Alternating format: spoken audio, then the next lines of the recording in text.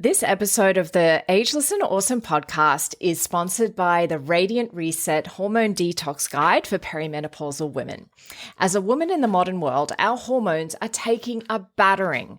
They're impacted by the food we eat, the toxins we're exposed to, such as when we eat out of plastic takeaway containers, or even worse, reheat food in them. Please don't do this. If you're handling FPOS receipts, filling the car with fuel, eating non-organic produce that hasn't been washed effectively, plus so much more things add to our toxic load every day. Even though our bodies are designed to effectively manage toxins, they haven't evolved as quickly as our toxic world has, unfortunately. So our body does need support. Symptoms such as stubborn weight gain, fatigue, disrupted periods, irritability, and gut health issues can be a sign that you'd benefit from a gentle detox. And that's why I developed the Radiant Reset Hormone Detox Guide for Perimenopausal Women. This free guide has an abundance of information to get you started on your very own DIY detox. And if you'd like to upgrade to VIP, it's only $47 for a limited time. I used to sell this program for $247. The upgrade gives you the recipes, including plenty of plant-based options, the meal planner, the shopping list template, the video workshop, and so much more. Click the link in the show notes to learn more now. Take care of your hormones. They are a critical part of your health as a woman. Hi, I'm Susie Garden, and this is the Ageless and Awesome podcast. I'm an age-defying naturopath and clinical nutritionist, and I'm here to bust myths around women's health and aging so that you can be ageless and awesome in your 40s, 50s, and beyond. The Ageless and Awesome podcast is dedicated to helping women through perimenopause and menopause with great health, a positive mindset, and outrageous confidence. Hit subscribe or follow now, and let's get started. Hello, gorgeous one, and welcome to Q&A Thursday with me, Susie. And this week's question is from Bethany from Brisbane. And Bethany is asking, is my vertigo related to perimenopause? She's been diagnosed with BPPV, which I'll explain what that is shortly. And she wants to know if it's related because she is 45 and she was doing a bit of Googling, and that's some of the stuff she was reading. So, all right, firstly, what is BPPV? It stands for Benign Paroxysmal Positional Vertigo. And it is a type of vertigo. It's quite specific, and generally you'll get it when you change position. Obviously, that's why it's called positional. And paroxysmal means it just happens kind of randomly. And benign means it's not, going to kill you, essentially. It's not harmful. It doesn't progress as an illness or anything like that, but it's pretty annoying if you experience it. I'm very fortunate. I haven't really experienced vertigo, but I have a friend that owned the yoga studio that I used to teach in, and she had BPPV. And as a yoga teacher, it actually really restricted her ability to teach at the time that she had it. So that's and that, depending on the kind of work that you do, if you're a driver or if you work in an active job, it can be quite problematic and impact on your work significantly. So I did a little bit of digging because this is kind of an unusual question, Bethany, and I haven't come across it before. And it was really interesting. There's actually not a lot of research on this. Surprise, given it's perimenopause and it's women. But I did find a little bit.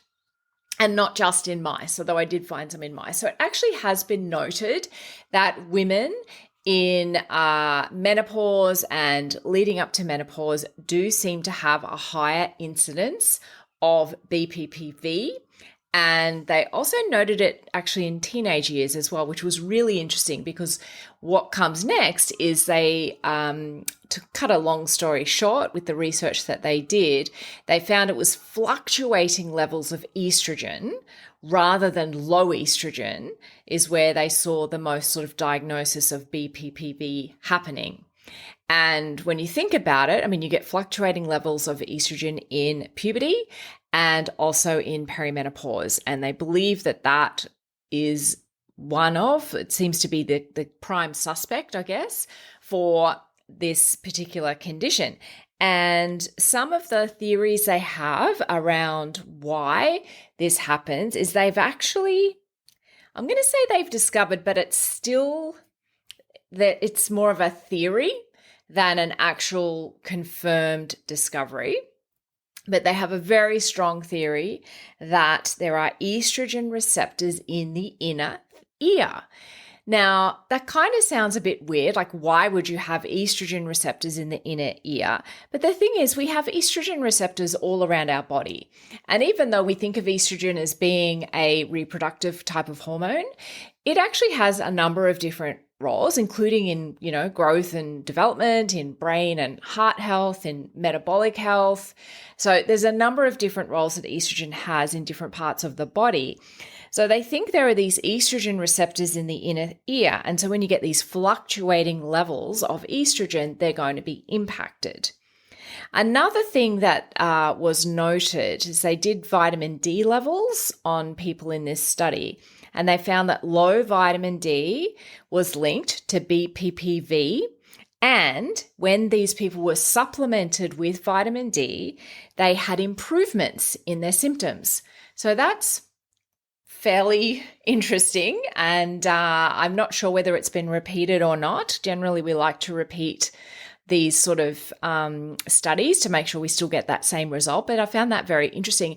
And particularly, I see obviously a lot of women over 40, and there's a pretty decent percentage that are quite low in vitamin D. Maybe not in the deficient range, which is below 50, but certainly in the 50s, in the 60s, and optimal is about 75.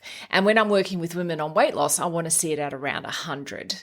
So it's, if your vitamin D is sort of in the 50s or 60s, it's not ideal. So you want to make sure that your vitamin D levels are optimized. The other link they found with BPPV was with osteoporosis, which I found really interesting because obviously you've got the vitamin D link. This was independent of the vitamin D level. So if people that had women that had osteoporosis had a higher diagnosis rate of BPPV as well.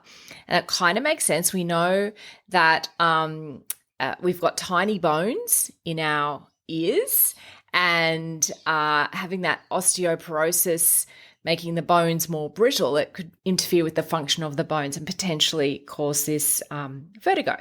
So that was pretty much the extent of the research I was able to find on perimenopause specifically and BPPV. But I think, Bethany, from what I read, even though some of it is still considered theory, it seems fairly, I don't know, do I want to say obvious? Probably obvious that there is a link. And the other thing actually I didn't mention was they found that giving women HRT, or what we now refer to as menopause hormone therapy, so MHT, giving women with the BPPV MHT also really helped symptoms. So Bethany, that might be a discussion for you to have with your GP as to whether or not that could be a right course of action for you, considering that, I guess how that BPPV or vertigo may be impacting your life, and particularly if it impacts your livelihood. So short and sweet episode today on a bit of an unusual topic, but yeah, if you are experiencing vertigo, it's always worth getting that checked with your medical professional, because there are a number of treatment strategies that can be undertaken, including there is like a little physio, or I think chiropractors can do it, and osteopaths can probably do it as well. There's a little kind of trick they do with your body to kind of try and correct it. But yeah, maybe vitamin D could be an option, maybe getting your vitamin D tested. Ideally, getting that tested first is the right way to go, and hopefully your GP might do that for you. And yeah, discussing, treatment options for it. So hopefully, Bethany, that was helpful for you. If you have any further questions, do let me know. And if any of my wider audience would like to send me questions for this Q&A Thursday ep, I would absolutely love that. So enjoy the rest of your week and your weekend, and I will see you next Tuesday with a new episode.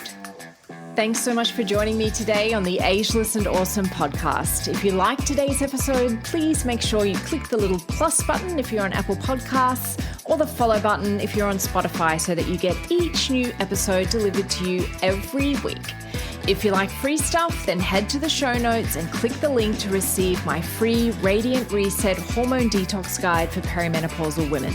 Or if you'd like to continue the discussion, head over to Instagram and DM me at Susie Garden Wellness. I'd love to connect with you.